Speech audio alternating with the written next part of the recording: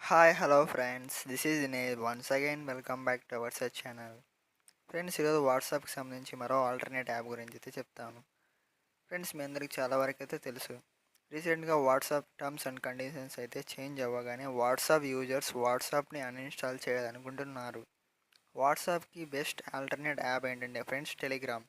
So ఇప్పుడు వాట్సాప్కి టెలిగ్రామ్కి difference ఏంటో నేను మీకు చెప్తాను.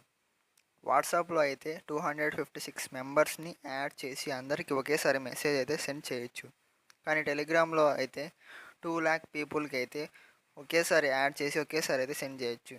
అలానే వాట్సాప్లో నెంబర్ సేవ్ చేసుకుంటేనే ఆ పర్టికులర్ పర్సన్కి ఇలా అయితే మెసేజ్ అయితే సెండ్ చేయొచ్చు. కానీ టెలిగ్రామ్లో మీరు నెంబర్ సేవ్ చేసుకోకపోయినా నెంబర్తో కానీ యూజర్ ఐడితో కానీ మెసేజ్ అయితే సెండ్ చేయొచ్చు. అలానే వాట్సాప్లో మీరు 100 MB ఫైల్ మాత్రమే సెండ్ చేయగలరు. కానీ టెలిగ్రామ్లో 2 GB వరకు సెండ్ చేయొచ్చు.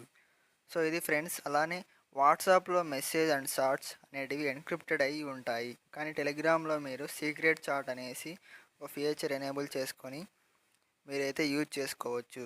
వాట్సాప్లో మీరు మెసేజ్ని షెడ్యూల్ చేయలేరు, కానీ టెలిగ్రామ్లో షెడ్యూల్ చేయొచ్చు. అంటే మనం మెసేజ్ ముందుగానే టైప్ చేసి ఒక టైంకి సెండ్ అయ్యేటట్లయితే పెట్టుకోవచ్చు.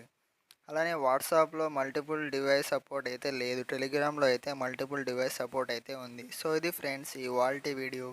ఈ వీడియో మీకు నచ్చినట్టయితే లైక్ చేయండి, అలాగే షేర్ చేయండి, అలాగే మర్చిపోకుండా అయితే సబ్స్క్రైబ్ చేయండి friends. Okay friends, thanks for watching.